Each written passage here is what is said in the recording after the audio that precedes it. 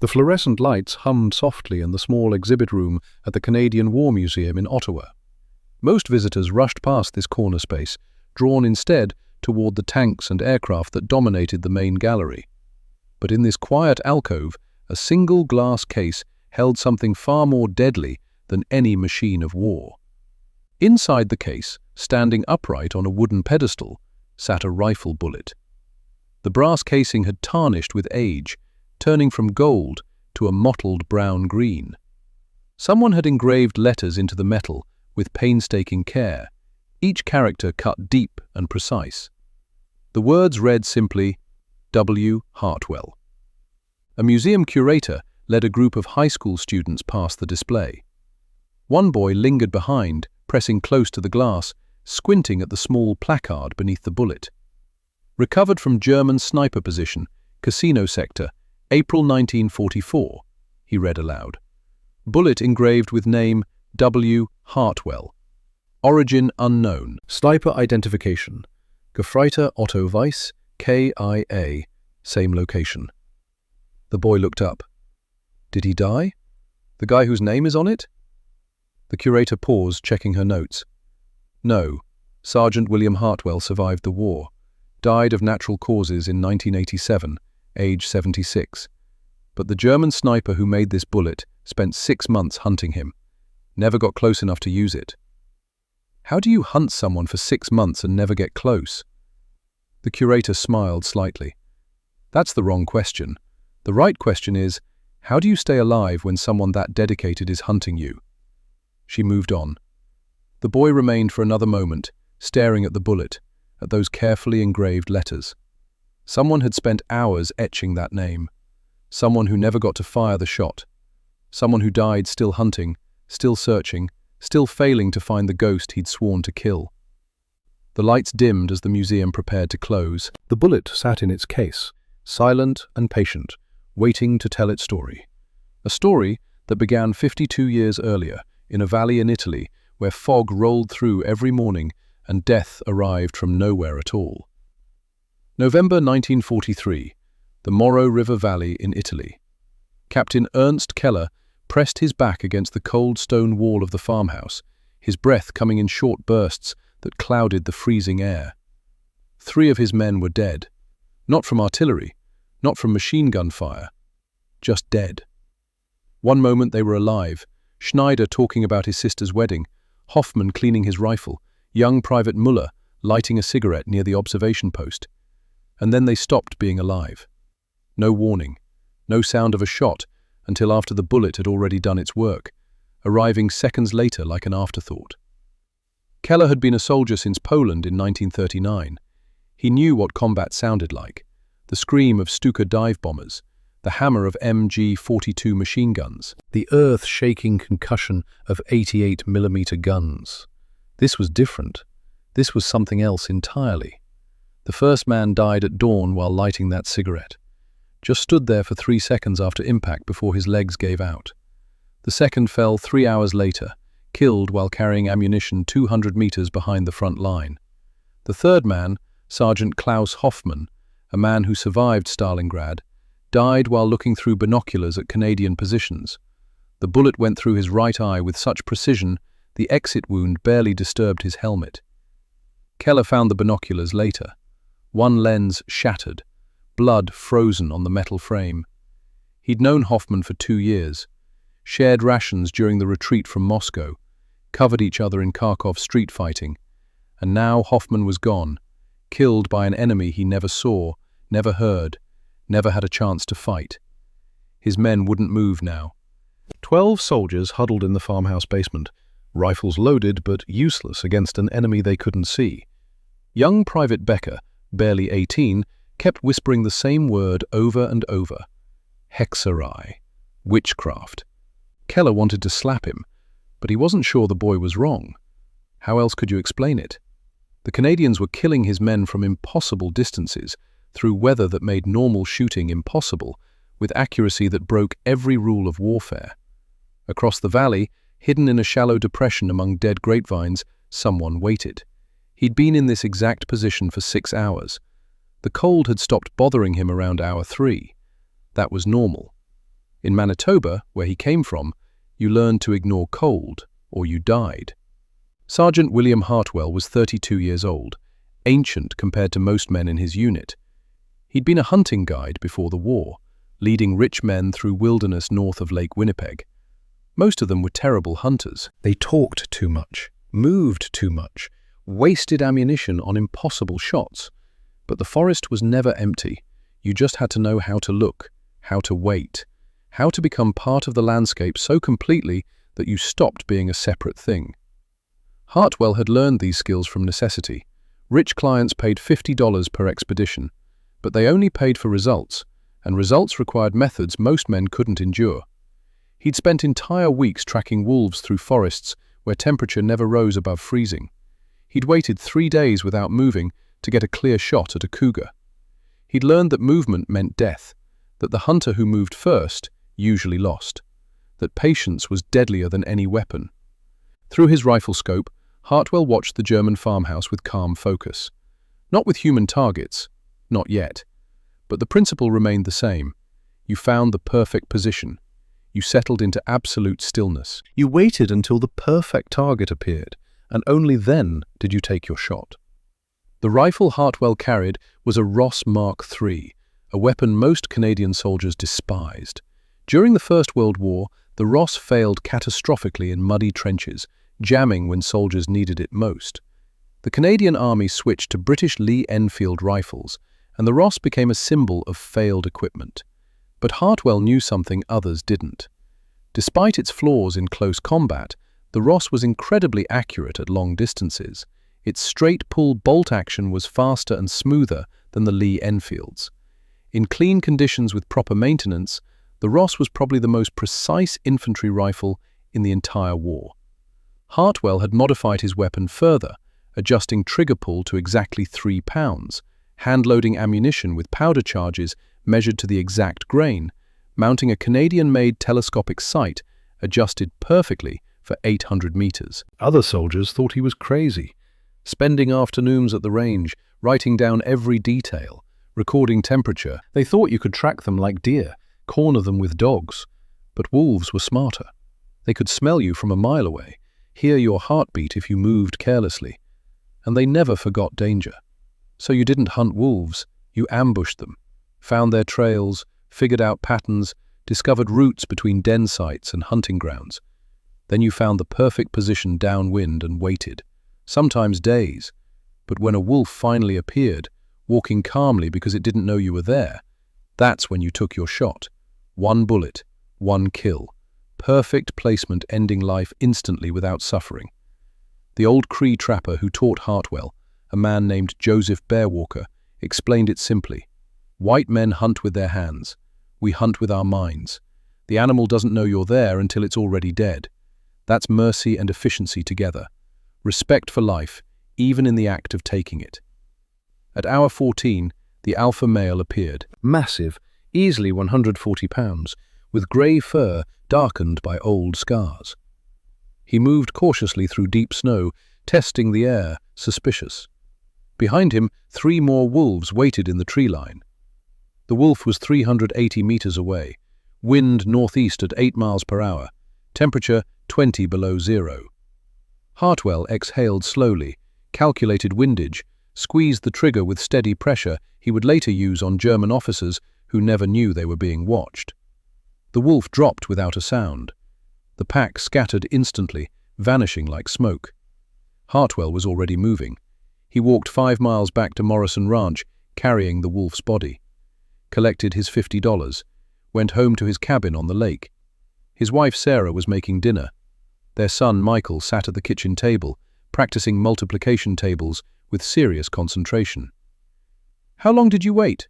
Sarah asked without looking up. She'd been married to Hartwell 9 years. She knew his methods. 14 hours. "Did you get him?" "Yes." "Clean kill?" "He never knew I was there." Sarah nodded, satisfied. That was important to her, that animals didn't suffer, that death came quick and clean. It was one reason Hartwell loved her. She understood hunting wasn't about killing, it was about respect, about being so skilled you minimized suffering while doing necessary work. Michael looked up. "Papa, can I go with you next time?" "When you're older." "How much older?" "Old enough to sit still for 15 hours without complaining." "I can do that now." Hartwell smiled, rare expression softening his weathered face. "We'll see." He had no way of knowing that in 10 years Michael would be dead. No way of knowing the patience he was teaching his son about hunting wolves would later be applied to hunting men. No way of knowing the mercy he valued would become a weapon of terror that made enemy soldiers believe in witchcraft. Right now it was just 1931, just dinner with his family, just quiet life in Manitoba woods. The war was coming, but hadn't arrived yet, and William Hartwell was still just a hunter who understood patience. The telegram arrived on a Tuesday morning in December 1941. Sarah stood on the porch, holding the thin envelope against cold wind, already knowing what it said. "Regret to inform you, Private Michael Hartwell, killed. December 8941. Training accident. Fort Benning. Stop. Body will be returned. Stop. Deepest condolences. Stop." Michael was dead. Their son, who'd learned to sit still in woods. Their boy who'd wanted to hunt wolves with his father. Their child who'd enlisted in October, lying about his age, wanting to do something important before war passed him by. The accident report came 2 weeks later. Equipment failure during live fire exercise. Mortar round detonating prematurely because someone failed to inspect properly, rushed through safety checks, prioritized speed over care. Michael and 2 other young soldiers killed instantly. Death before combat, death before purpose. The funeral was small. Hartwell stood next to the grave saying nothing. Sarah wept. Neighbors spoke in hushed voices about tragedy and God's plan, phrases that meant nothing. Hartwell didn't believe in God's plan. He believed in cause and effect. Someone made a mistake, failed to inspect equipment, rushed through procedures requiring careful attention. And his son was dead because someone hadn't been patient enough, hadn't been thorough enough, hadn't understood that sloppiness killed as surely as bullets. After the funeral, Hartwell went into the woods for 3 days. He walked until his legs ached, sat in snow until his body went numb, stared at frozen lakes, thought about Michael learning to track rabbits, Michael practicing stillness, Michael asking questions about wind and distance. On the 3rd day, Hartwell walked into the Canadian Army recruiting station in Winnipeg and enlisted. The recruiting sergeant frowned at his age. 30 years old was ancient for new recruits. "You're sure about this?" "I'm sure." At the rifle range, Hartwell put 5 bullets through the target center, grouped so tightly you could cover all 5 holes with a playing card. The sergeant assumed luck. "Do it again." Hartwell did it again. And again. He never missed. Not because he was naturally talented, though he was. He never missed because he never took a shot unless absolutely certain. A lieutenant colonel named Robert Hayes watched Hartwell shoot for 20 minutes, then pulled him aside. "What did you do before the war?" "Hunting guide, Manitoba wilderness." "How long can you stay in one position without moving?" "As long as necessary." "Define necessary." "However long it takes for the target to appear." "Days, if needed?" "Days, if needed." Hayes smiled. Not a happy smile. The smile of a man who just realized he could solve a very expensive problem very cheaply. "Come with me. I want to try something new." Hayes' office walls were covered with maps of Italy showing German defensive positions. Red marks indicated Canadian casualties. Blue marks showed front lines that hadn't moved, despite constant attacks, costing hundreds of lives. "The Germans are dug into defensive positions across the Italian peninsula," Hayes explained. "Every assault costs hundreds of men. Artillery softens them, but they rebuild overnight.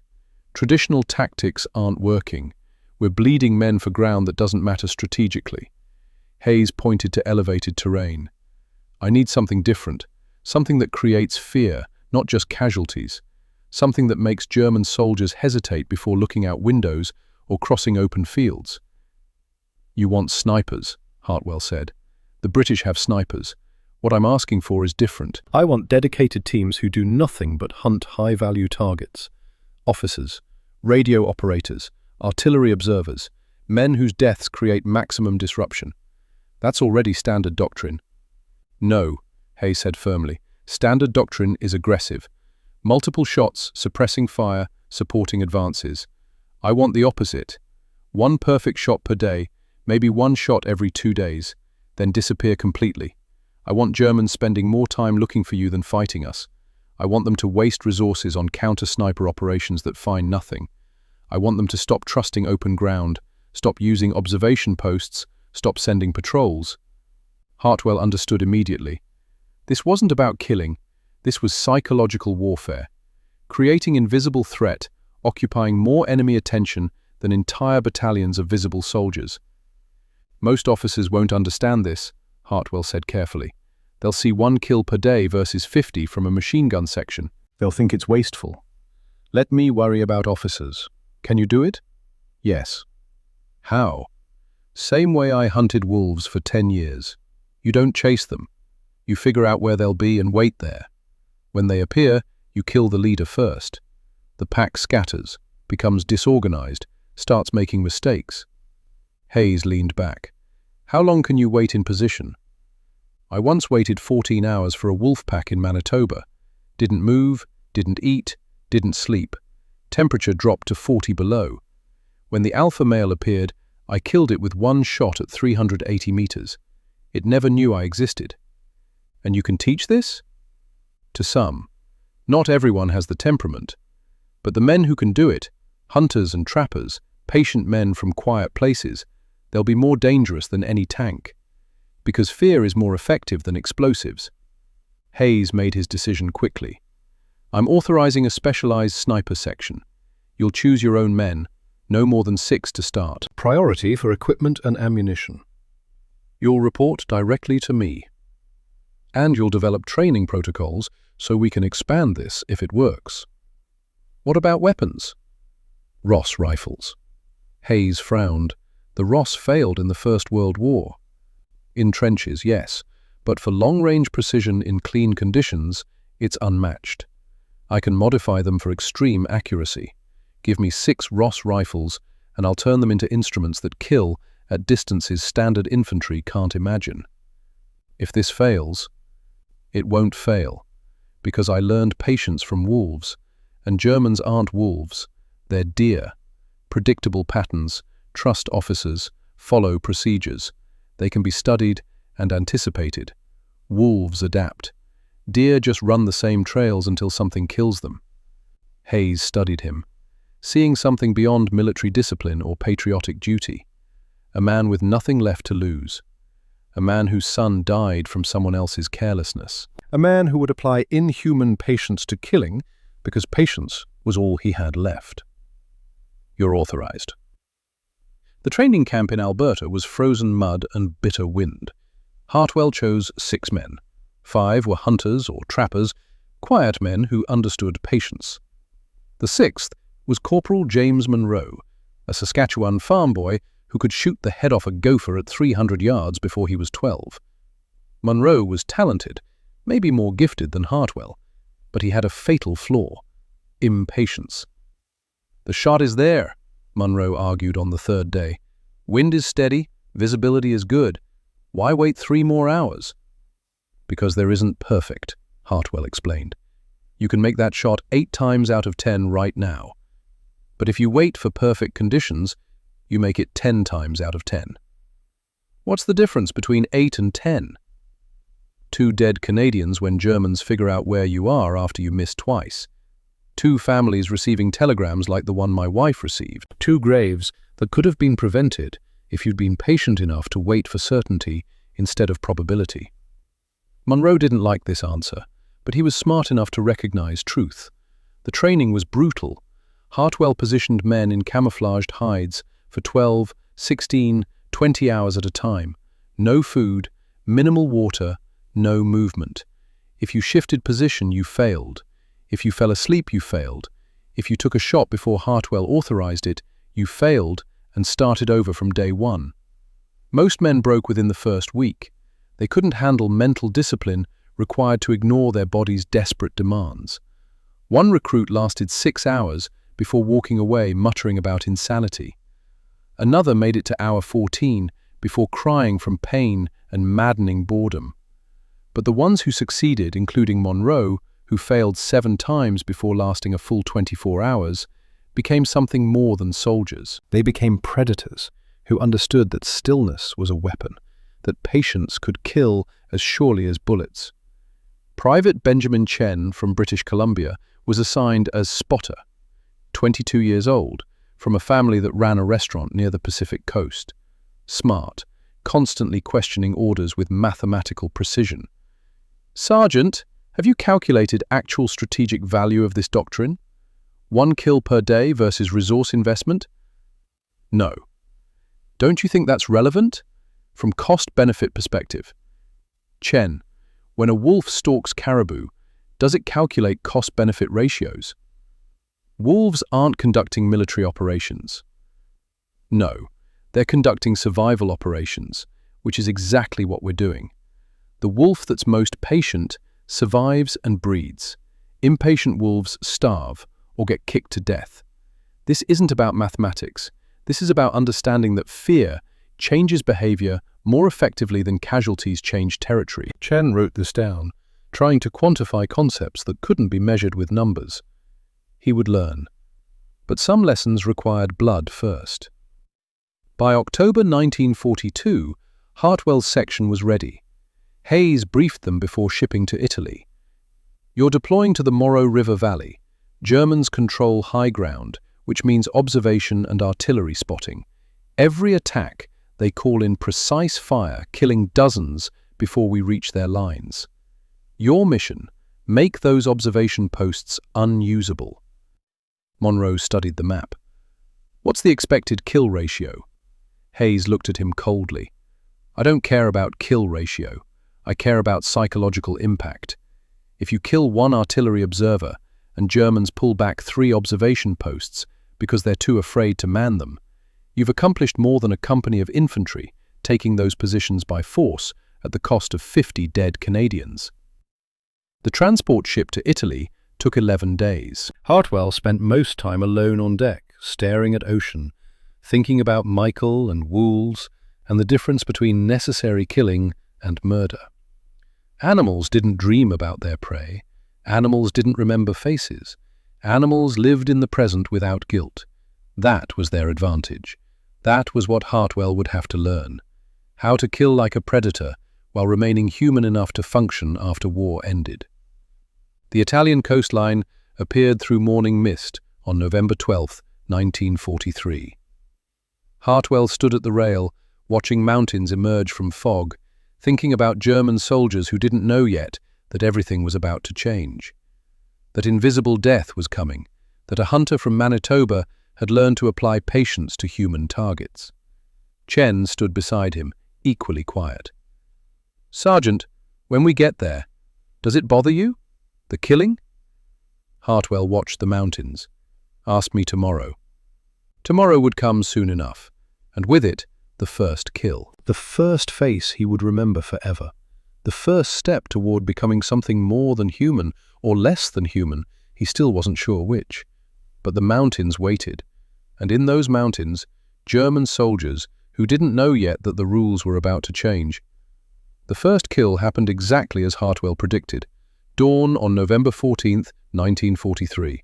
6 hours in position among dead grapevines and frozen mud. The German officer appeared at the farmhouse window for 3 seconds, long enough for Hartwell to exhale and squeeze and send death traveling through fog at 780 meters. The officer dropped. Hartwell was already moving, sliding backward through vines, becoming invisible before the sound reached German ears. Standard procedure. Perfect execution.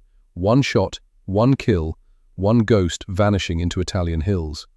Chen threw up twice on the walk back. Hartwell said nothing. The first kill changed something in a man's soul that no training could prepare for. There was a difference between paper targets and watching a human being stop existing because you decided he should die. That night, Hartwell couldn't sleep. He kept seeing the German officer's face through his scope in that moment before trigger pull. The man had been older, maybe 40, weathered by years of war, probably started in Poland in 1939, survived 4 years, and then died because he stood near a window when William Hartwell was watching. Back at the command post, Hartwell cleaned his rifle while Chen recorded the shot. Distance, 780 meters. Conditions, heavy fog, light wind from northwest. Target, enemy officer.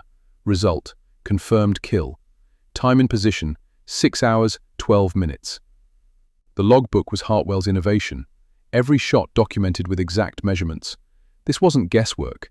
This was science applied to warfare. You had to know precisely what worked, so you could teach others to replicate success. Chen put down his pencil. Sergeant, does it get easier? The killing? Hartwell paused. No, you just get better at not thinking about it. By December, Hartwell's section had 17 confirmed kills. All officers or specialists, all exceeding 600 meters. German activity decreased noticeably. Patrols smaller, less frequent. Observation posts manned reluctantly. Intelligence showed German units requesting transfers from Canadian sectors. Hayes was pleased. He expanded the program, authorizing 3 more sections. Monroe was promoted to lead 1. Other Allied commanders asked questions about Canadian techniques. But then Monroe made a kill that changed everything for Hartwell.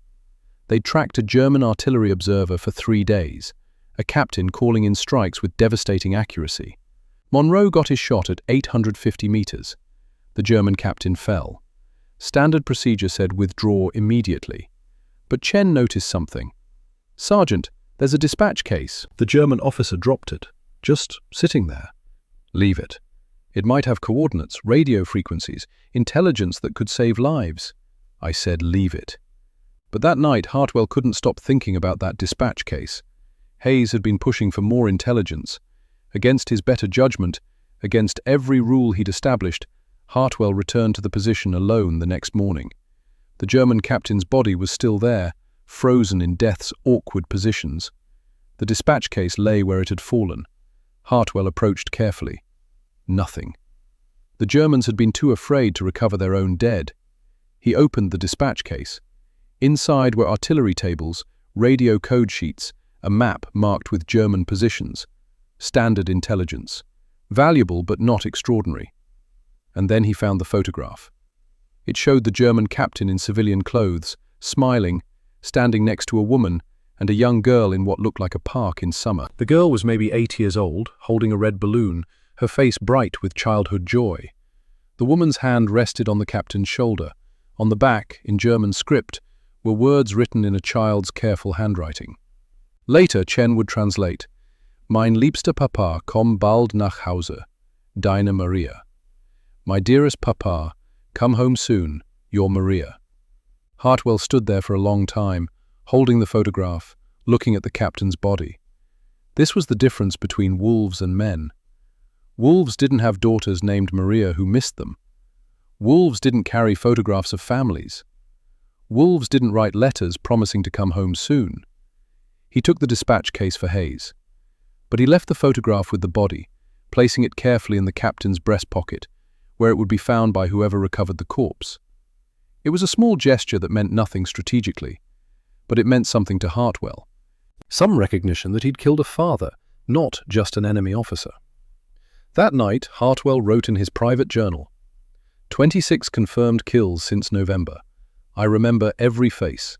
The German captain today had a daughter. Her name is Maria. She's waiting for him to come home. He won't, because I decided he shouldn't, because that was my job, because someone had to. Chen found him at 3 in the morning, sitting outside, staring at nothing. Couldn't sleep? Did you know the German captain had a daughter? No. She's 8 years old. She wrote him a note, asking when he'd come home. Hartwell's voice was flat, empty. Hayes was pleased with the intelligence we recovered. We'll probably kill more Germans because of those documents. Very valuable. That's war, Sergeant. Is it? Or is that just what we tell ourselves so we can keep doing it? Chen had no answer. The war didn't care about German daughters or Canadian fathers who'd lost sons. The war just demanded killing and called it necessary and gave medals to the men who did it most efficiently. The Battle of Ortona came 2 weeks later, late December. The town was a medieval nightmare of stone buildings and narrow streets, perfect for defenders, deadly for attackers. Canadian infantry was taking catastrophic casualties. Hayes called for Hartwell personally. "We need the main square, it's their communications hub, but they have it completely locked down. You want us to clear it? I want you to control it. I don't care if you kill anyone, I just want the Germans too afraid to move." Hartwell found what he needed, a church with a bell tower overlooking the square, 400 meters from German positions. "We'll set up here, rotating watch, one shooter, one spotter, one rest. Anyone who moves in that square dies." They moved into position December 23rd at midnight, carrying supplies for 72 hours. The tower was freezing, exposed to wind like knives, barely large enough for 3 men, but it had perfect sight lines and escape routes. At dawn, Germans tried to resupply across the square. Hartwell killed the first soldier at 380 meters. The man was carrying ration crates, not weapons, clearly logistics personnel. Chen made a sound of protest. "Sergeant, he's not armed." "He's supplying men who will kill Canadians. He's a target." But nothing. This is the work. Either do it or request transfer." Chen said nothing more. But something changed in how he looked at Hartwell. Not with respect, with something closer to fear. Over the next 16 hours, Hartwell and Monroe killed 9 Germans attempting to cross the square. Most were supply runners. One was a medic carrying a Red Cross bag, though he also wore a pistol, technically making him a combatant. On December 24th, Christmas Eve, a German captain tried to negotiate a temporary ceasefire to recover their dead. 17 German bodies were frozen where they'd fallen. Canadian command refused. The bodies stayed there, becoming psychological weapons more effective than any artillery. "Why?" Chen asked. "It's Christmas, the bodies." "The bodies are why German soldiers won't cross that square anymore. That fear saves Canadian lives. That's the entire point of what we're doing." "It's barbaric." "Yes, it is." Hartwell met his eyes. "War is barbaric, Chen. We dress it up with rules and conventions, but at the core, it's just groups of men trying to kill each other as efficiently as possible. The side that accepts that reality first usually wins." By December 26th, Germans abandoned their positions. Canadian infantry advanced without resistance. Hayes personally commended Hartwell's section. 3 men held an entire square for 72 hours. You changed the battle. But Hartwell felt nothing, just hollow awareness that he'd killed 9 men in 3 days. Men who were probably scared and cold and missing home. Men following orders just like he was following orders. That night he wrote, "I've become exactly what Hayes needed, a tool that kills efficiently without hesitation. But tools don't dream. Tools don't remember faces. Tools don't wonder about daughters named Maria. I'm not sure what that makes me anymore." When they shipped to Normandy in June 1944, Hartwell's reputation preceded him. German units receiving orders to face Canadian sectors knew what was coming. Intelligence showed German soldiers adopting new behaviors, refusing to stand upright even in rear areas, refusing to use binoculars near windows, wearing helmets while sleeping. The fear had metastasized beyond reasonable caution into paranoid obsession. Captain Ernst Keller had been hunting Hartwell since November 1943. He'd documented 31 kills attributed to Hartwell's section, mapped their preferred positions, analyzed withdrawal routes. Keller was a Bavarian forestry officer before the war. He understood hunting, tracking, patience required to outlast prey. He'd spent months obsessed with the Canadian ghost, studying his methods, trying to think like him. In July 1944, Keller left a package for Hartwell, a rifle bullet with his name engraved on the brass casing, W. Hartwell, and a note challenging him to an honorable duel. One hunter against another. Equal terms. Dawn on July 20th at specific coordinates. Chen declared it a trap. "You can't seriously consider this." "I'm absolutely considering it, because if I don't, Keller will keep hunting me using my own methods. But if I accept, one of us ends this definitively. Or you both die." "That's possible, but I'm curious. I want to know if there's someone out there who actually understands what we do, what it costs, what it requires. He went to the coordinates alone at dawn, found a position with good sight lines, waited as the sun cleared eastern hills. At 400 meters, he saw binoculars catching light. A figure in German camouflage. Easy shot, perfect conditions. Hartwell's finger rested on the trigger, and he hesitated, not from fear.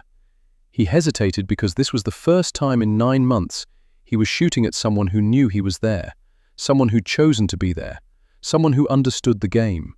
He fired. The figure collapsed. But it wasn't Keller. Canadian intelligence recovered the body.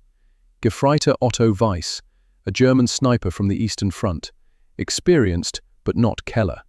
He'd been positioned as bait, wearing Keller's camouflage, ordered to expose himself at intervals. And Keller had been watching from 800 meters away, had watched Hartwell kill Weiss, had a clear shot at Hartwell, while Hartwell was focused on the decoy. Could have ended it right there, but he hadn't taken the shot. Instead, Keller left another note. Sergeant Hartwell, you killed my spotter. I killed your certainty. We are even now. The next time we meet, one of us will die.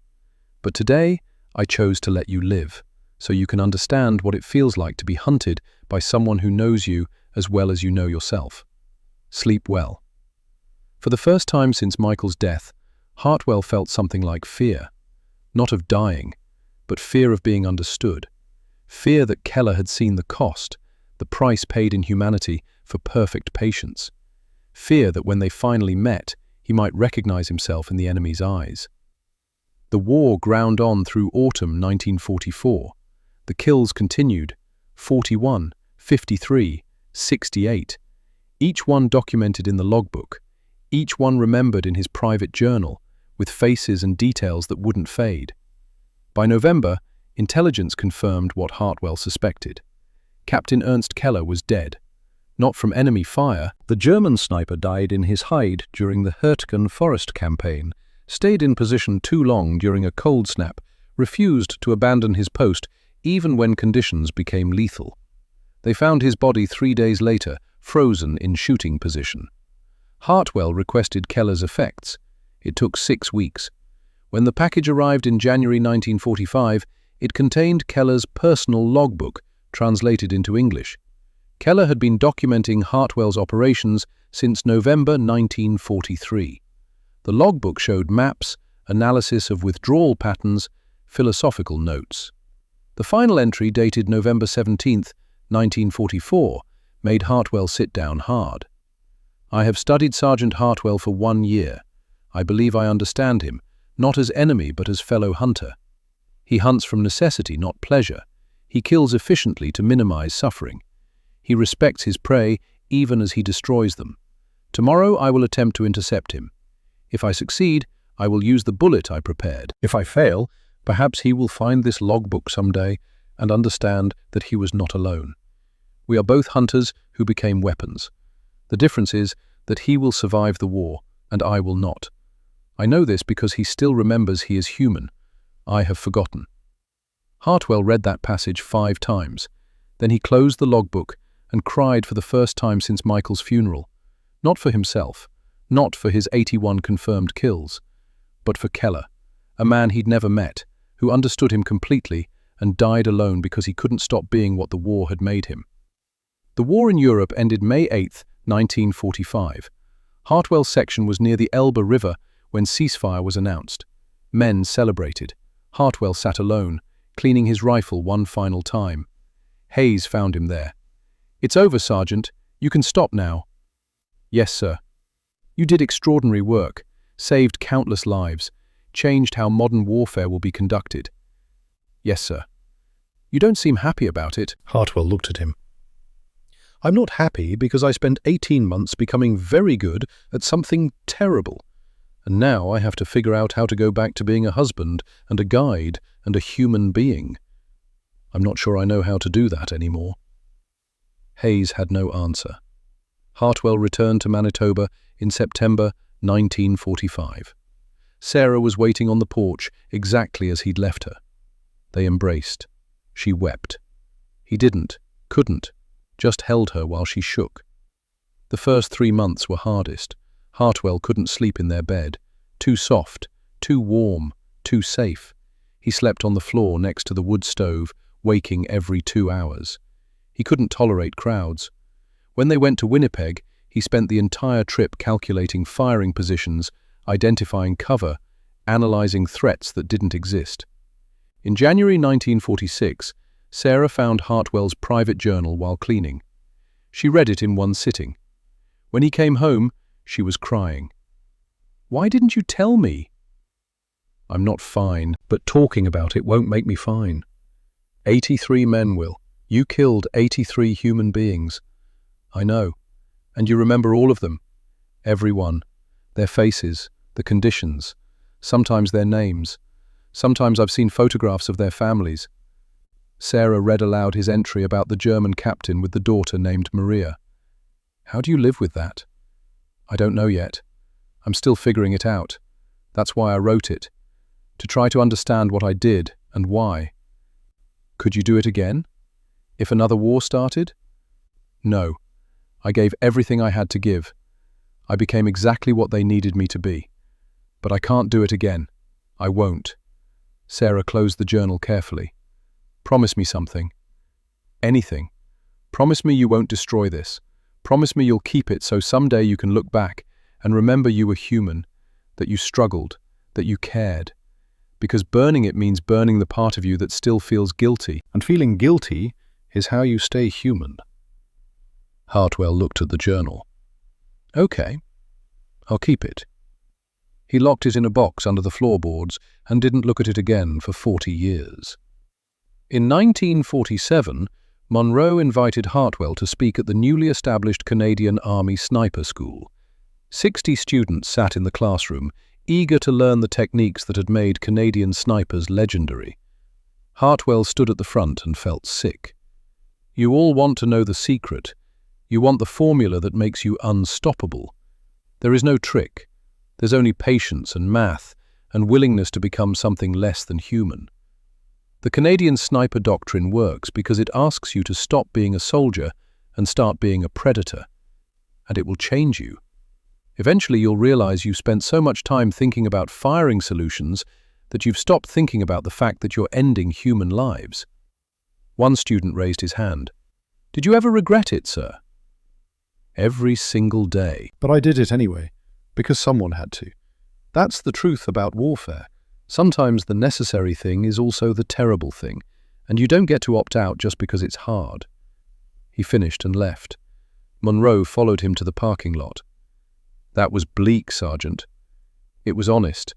The ones who stay after being scared are the ones who understand what they're signing up for." Monroe handed him an envelope from Hayes. "You gave us the doctrine. Others will teach it. But remember, you proved it was possible. That matters." Hartwell folded the letter. "Monroe, do you ever wonder if we should have proven it was possible? We opened a door that can't be closed. Would you undo it if you could?" "I don't know, because undoing it means all those Canadian soldiers we saved would be dead. But keeping it means teaching more young men to become what I became." In August 1986, his grandson Tom visited. Tom was 16, obsessed with World War II history. One afternoon he asked, "Grandpa, why don't you ever talk about the war?" "Because there's nothing good to say about it." "But you were a hero. Canadian snipers were legendary." "Legends aren't real, Tom. Real is waking up at 3 a.m. because you dreamed about a German officer's face. Real is remembering calculations better than your own son's voice. Real is knowing you were very good at something terrible." Tom pulled out a newspaper article from 1985. Canadian ghost sniper revealed. Sergeant William Hartwell, 83 confirmed kills. Hartwell tore it in half. Legends aren't real. Real is carrying faces for 40 years. I hope you never have to make the choice I made. A month later, a package arrived from the Bundeswehr Military History Museum. Inside was the bullet, the one Keller had engraved with Hartwell's name. Hartwell held it for a long time. Proof that I wasn't the only one. Proof that someone else understood what it cost to be that good at killing. And proof that he paid the price before I did. "Do you wish you'd met him?" "Yes. Not to kill him, to ask him if he figured out how to live with it afterward. to see if there was a way back to being human. You're not as broken as you think you are, Will. Maybe, but I'm broken enough. He closed his hand around the bullet. This goes in my coffin when I die. I want to be buried with the shot that never came. It seems appropriate. William Hartwell died on February 3rd, 1987, age 76. Cancer, pneumonia, and what doctors called general failure, but what Sarah knew was exhaustion from carrying 83 faces for 42 years. Monroe delivered the eulogy. Sergeant Hartwell changed warfare. His doctrine is now taught in every sniper school in NATO. He proved that patience, discipline, and mastery could be more effective than firepower. The obituary was 4 paragraphs. It mentioned his service, his wife, his life as a hunting guide. It didn't mention the 83 kills, or the German reward, or the legend of the Canadian ghost. Tom sat in the front row, holding the bullet. Before they sealed the coffin, Tom placed it in Hartwell's folded hands, the shot that never came, carried by a German hunter who understood the cost and died paying it. 8 years later, in 1995, the Canadian War Museum opened an exhibit featuring Hartwell's Ross rifle, his logbook, and his private journal, finally unsealed. Visitors could read excerpts on plaques. I became very good at something terrible. That doesn't make me a hero. It makes me a survivor who was willing to do what others couldn't. Whether that's honorable or horrific depends on your perspective. And the Germans called it witchcraft. It wasn't. It was just patience applied to violence. And patience is the most human of skills, which means the most human thing about me was the thing I used to kill. I don't know what that says about humanity, but I think about it every day. The most viewed item wasn't the rifle or the logbook. It was a photograph Sarah had donated. Hartwell in 1939, standing with Michael, teaching his son to track wolves in Manitoba snow. Father and son, both smiling, neither knowing what was coming. The placard beneath read, Sergeant William Hartwell, 1911 to 1987, Canadian Army sniper, 83 confirmed kills, changed military doctrine, died remembering he was human. And in the corner, in its glass case, the bullet still sat silent and patient, its engraved letters clear after 50 years. The shot that never came. The challenge that went unanswered. The proof that 2 hunters had understood each other perfectly across the Gulf of War. The museum lights dimmed as evening came. Visitors moved on to other exhibits, other wars, other stories. But the bullet remained, waiting to tell its story to anyone willing to listen. A story about patience and mastery, and the terrible cost of becoming too good at killing. A story that began in Italian fog and ended in a Manitoba cabin, carried across decades by a man who learned to hunt wolves and ended up hunting men. A man who became exactly what war needed him to be, and spent the rest of his life trying to remember he'd been human first.